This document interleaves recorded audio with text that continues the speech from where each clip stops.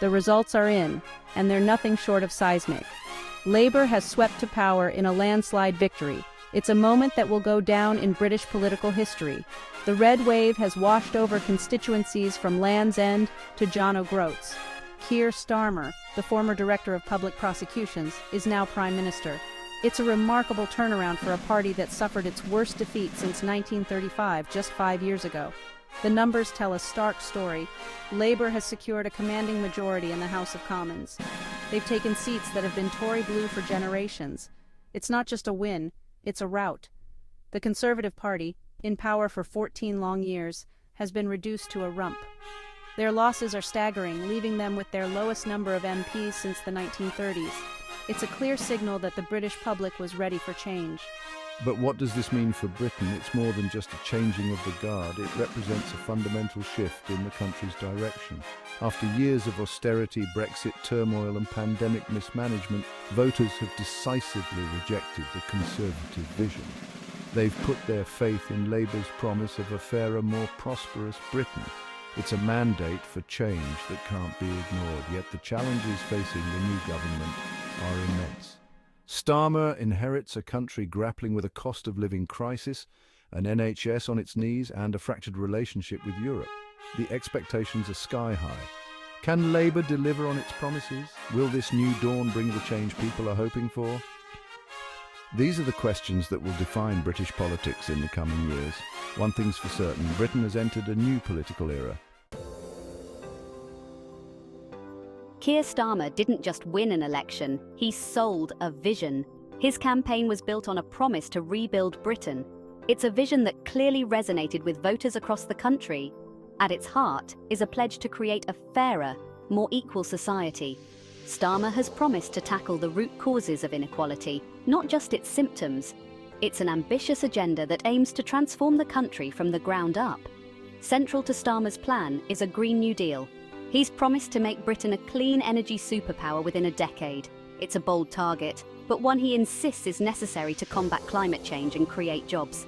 The plan includes massive investment in renewable energy, home insulation, and public transport. It's not just about the environment, it's about reshaping the economy for the 21st century. Starmer sees it as a way to create thousands of well-paid, skilled jobs across the country. But Starmer's vision goes beyond the economy. He's pledged to repair Britain's battered public services. The NHS is at the top of his list. He's promised to recruit thousands of new doctors and nurses, cut waiting lists, and improve mental health services. Education is another priority. Starmer wants to reverse years of underfunding in schools and universities. He's also committed to a major house building programme to tackle the housing crisis. Perhaps most ambitiously, Starmer has vowed to heal the divisions caused by Brexit.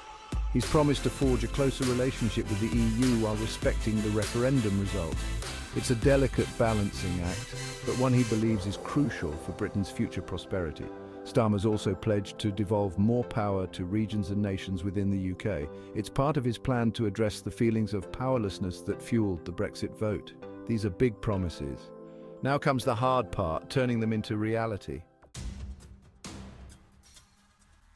The economy Starmer inherits is in a precarious state. Inflation is high, growth is sluggish, and millions are struggling with the cost of living.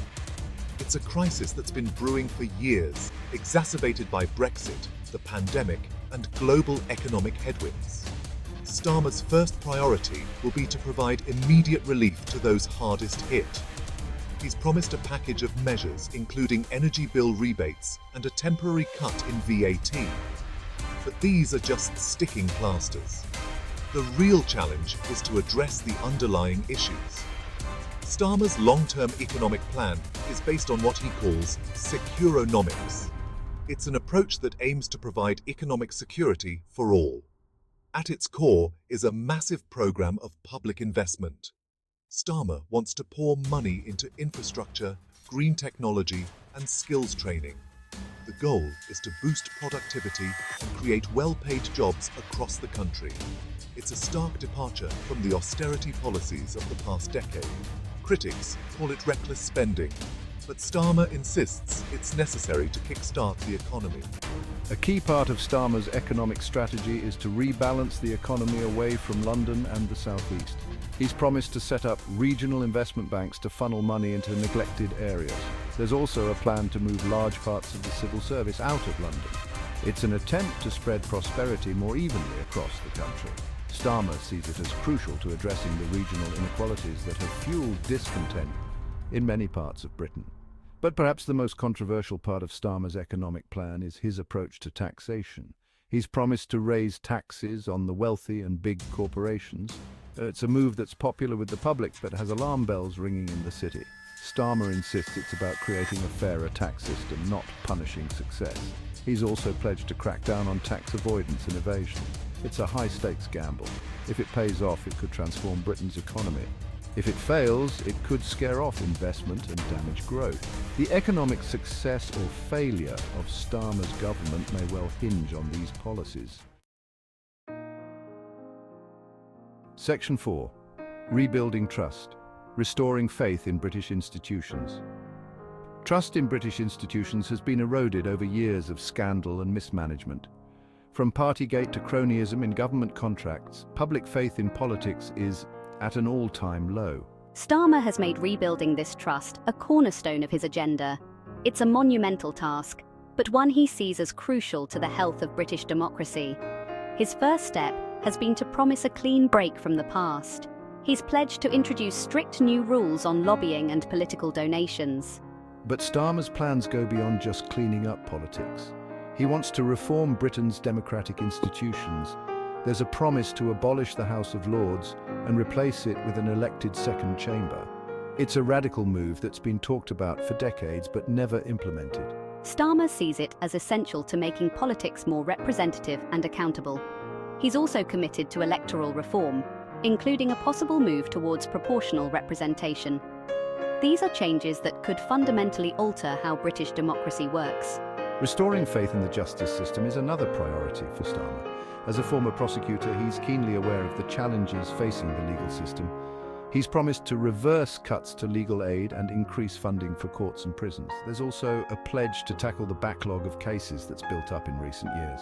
Starmer sees a fair and efficient justice system as fundamental to public trust in the rule of law.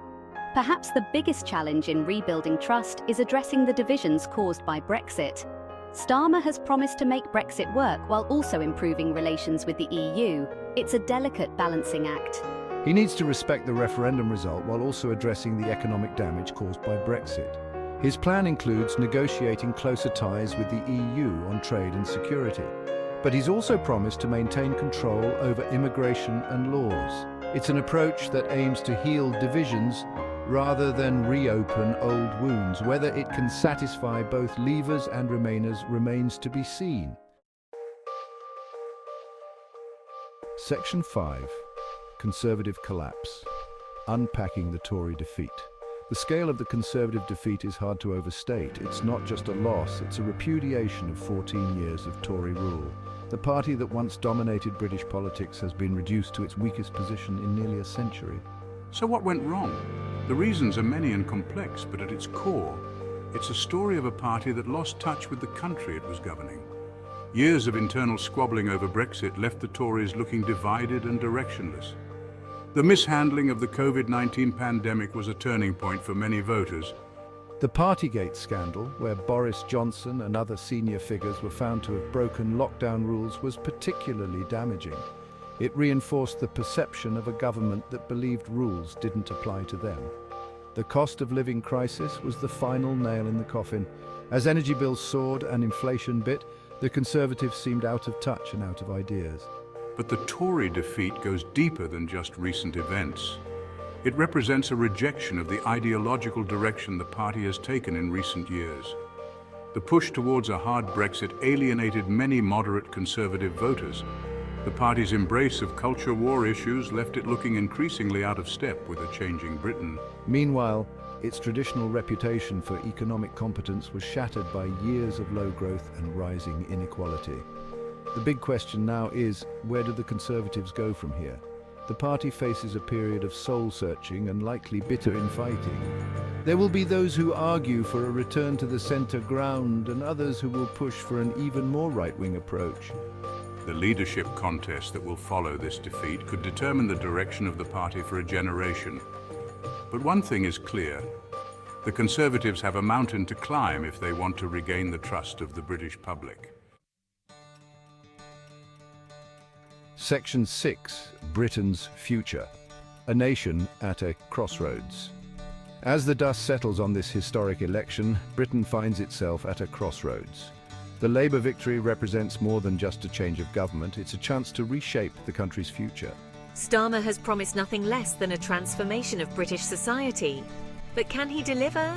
The challenges are enormous, from rebuilding the economy to healing social divisions. It's a moment of great opportunity, but also great risk. One of the biggest questions is how Starmer will navigate Britain's place in the world. After years of Brexit turmoil, the country's international standing has been damaged. Starmer has promised to rebuild relationships with allies, particularly in Europe, but he's also pledged to maintain an independent foreign policy. It's a delicate balance to strike. How he handles issues like trade deals and defence cooperation will be closely watched both at home and abroad. Domestically, the focus will be on whether Labour can deliver on its ambitious promises. Can they really create a fairer, more prosperous Britain?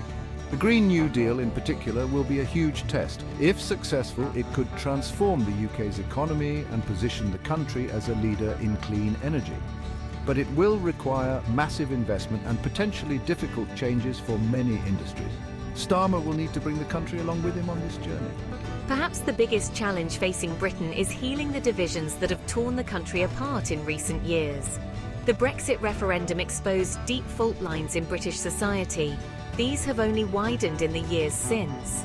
Can Starmer bridge the gap between young and old, urban and rural, leave and remain?